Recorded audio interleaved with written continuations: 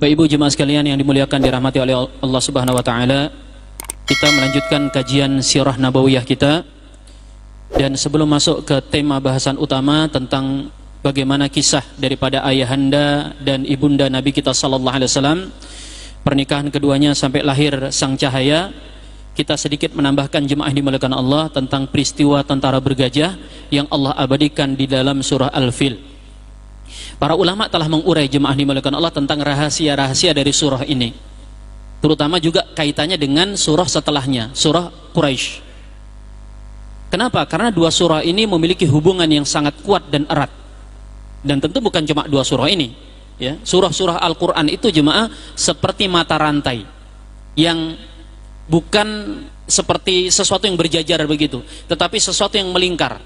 Makanya di sebagian tradisi di pondok pesantren atau majelis ta'lim, kalau ada khataman Quran, khataman Quran itu selesai baca dari Al-Fatihah sampai An-Nas, itu nggak berhenti di An-Nas, akan dilanjut sedikit ke sebagian surah Al-Baqarah untuk menunjukkan kalau An-Nas itu bukan ujung Al-Quran, dia berkaitan erat dengan awal Al-Quran atau di bagian depannya. Karena memang begitu jemaah. Dalam keilmuan bahkan dikenal adanya ilmu munasabah. Ilmu munasabah itu mengkaji hubungan bukan hanya surah dengan surah, tetapi juga ayat dengan ayat. Kita ambil contoh jemaah, misalnya ini contoh betapa ilmu yang sebesar ini terkadang kita buta dan meraba-raba. Surat Al-Fatihah itu berkaitan erat dengan surah Al-Baqarah. Makanya di antara keterkaitannya, kadang itu akhir sebuah surah dikaji oleh awal surah berikutnya. Di surat Al-Fatihah akhirnya berbunyi Siratal ladzina an'amta alaihim ghairil maghdubi alaihim waladhdallin. Berbicara tentang tiga pihak. Orang-orang yang diberikan nikmat, orang-orang beriman dan bertakwa, orang-orang dimurkai, dan orang-orang yang sesat. Begitu kita masuk surah Al-Baqarah, jemaah dimuliakan Allah, kita akan temukan bahwa awal-awal Al-Baqarah itu mengkaji tentang tiga pihak ini. Orang-orang yang bertakwa, kemudian orang-orang kafir, dan orang-orang munafik. Begitu juga nanti akhir dari Al-Baqarah dikaji di awal surah Al-Imran. Terus seperti itu sampai An-Nas. An-Nas jemaah itu berbicara Qul a'udzu birabbin nas di Al-Fatihah, Rabbil alamin, Malikin nas, Maliki yaumiddin. Seperti itu hadirin. Dan itu ilmu yang sangat besar. Yang nyaris hari ini kemudian ada kalimat yang keluar dari kita. Kok ayat nggak nyambung Ustaz? Kan gitu kadang lah ya. Orang itu kalau baca Al-Quran apalagi terjemahan Quran itu kadang bicara tentang sebuah tema, tiba-tiba loncat ke tema yang lain. Terus dia komentari nggak nyambung. Nggak nyambung dari mananya? Anda nggak punya ilmunya. Karena Al-Quran itu hadirin dimuliakan Allah bukan seperti keteraturan yang kita inginkan. Al-Quran jelas teratur, tapi keteraturannya tidak seperti yang kita inginkan. Ya, kalau kita akan teratur, mungkin maunya kita laut-laut gitu kan, nggak ada apa-apa. Kemudian daratan-daratan, ya, awas deh, nanti ambruk gitu. Kemudian hutan-hutan gitu kan. Padahal tidak seperti itu jemaah dimuliakan Allah. Keteraturan alam semesta kita ini termasuk alam dunia kita ini jemaah dimuliakan Allah, ya kita lihat kan, ada laut, kemudian di dekat laut itu ada pegunungan, kemudian ada perumahan, ya, kemudian ada tempat ini, ada tempat itu, dan seterusnya. Nah, jemaah dimuliakan Allah, demikian juga dengan Al-Quran, ya, demikian juga dengan Al-Quran. Makanya Al-Quran itu kadang jemaah bicara tentang masalah dunia, urusan dunia, loncat ke dalam masalah urusan akhirat. Orang yang kurang ilmu akan mengatakan nggak nyambung, nggak terkait. Siapa bilang nggak terkait? Di antaranya Al-Imam Fakhrul Razi mengatakan seakan-akan Allah itu jemaah kadang bicara tentang urusan dunia yang kita saksikan, tiba-tiba loncat ke dalam kehidupan akhirat yang kita belum menyaksikan, tetapi seakan-akan kita menyaksikannya. Makanya para sahabat itu kan seperti itu, ya. Mereka manusia-manusia akhirat yang ada di dunia, ya, gambarannya seperti itu. Nah, termasuk ini nanti jemaah tentang surah Al-Fil yang mengkisahkan tentang penghancuran tentara bergajah dengan surah Al-Quraisy, surah Quraisy. Makanya unik dalam salah satu mushaf yang ditulis oleh Sayyidina Ubay ibn Ka'ab. Ubay ibn Ka'ab ini salah satu sahabat yang direkomendasikan oleh Nabi untuk diambil bacaannya. Nah, di mushaf beliau itu antara surah Quraisy dengan surah Al-Fil tidak dipisah dengan basmalah. Ya.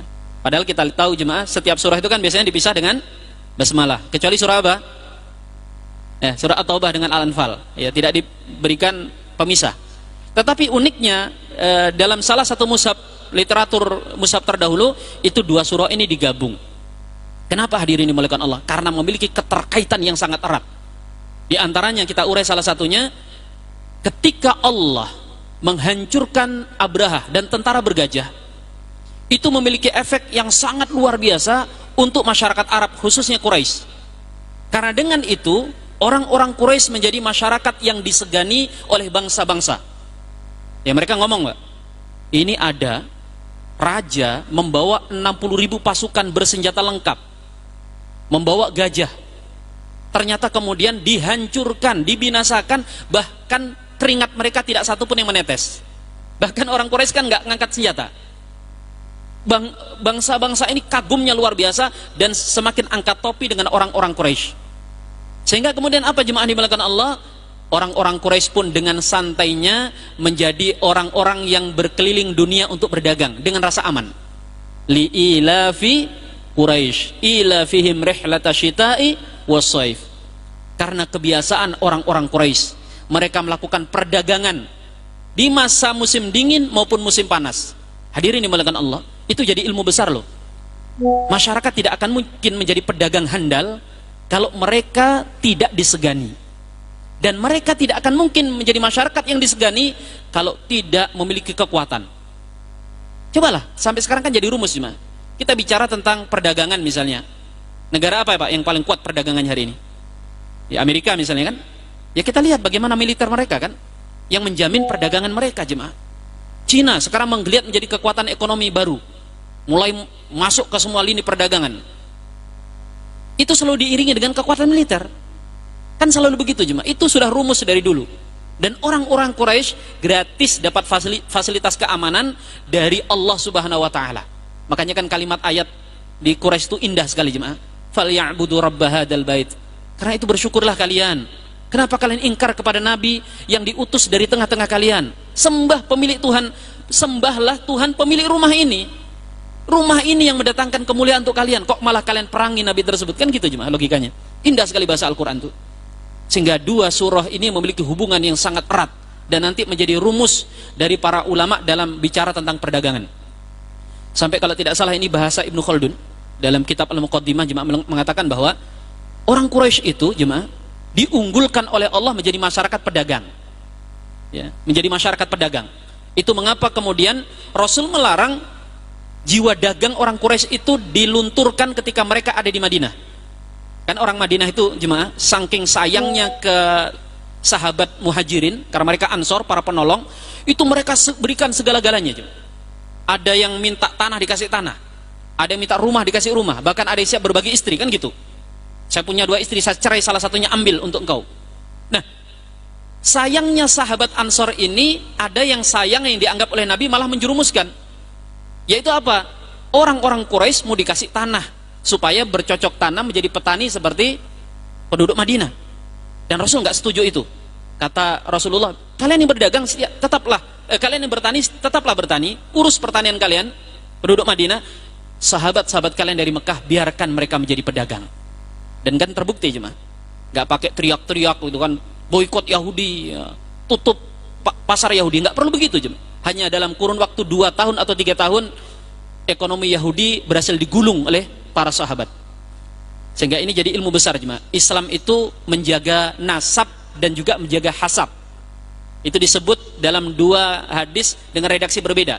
Kadang hadis menyebut nasab, kalau nasab jelas jemaah, keturunan. Ternyata agama kita juga menjaga hasab. Yang diantara makna hasab itu bakat. Bakat itu harus dijaga. Maka kalau bapak ibu misalnya seorang pedagang, percaya di darah anak kita itu mengalir deras darah seorang pedagang. Kalau kita seorang petani jemaah, maka percaya anak kita itu ahli dalam pertanian. Atau lebih mudah kalau dibimbing untuk bertani. Nah, cuma sayang nenek moyang kita seorang pelaut. Ya, punyanya mahakam gitu Pak. Enggak semuanya lah pelaut. Yang tinggal di pinggir laut oke lah pelaut. Yang kalau di gunung masa mau berenang di kawah Gunung Bromo kan nggak mungkin. Ilmu hasab ini ilmu penting dan hari ini kan kita bingung gitu kan. Begitu sekolah kita mau jadi apa? Nggak jelas Pak. Kadang semua ilmu dijejalin, pintar enggak, soleh apalagi ahli. Nah, orang-orang Quraisy ini sepanjang sejarah Islam jemaah dimuliakan Allah menjadi pedagang-pedagang handal. Makanya mereka bahkan negeri kita konon para pendakwahnya adalah para pedagang-pedagang yang handal itu.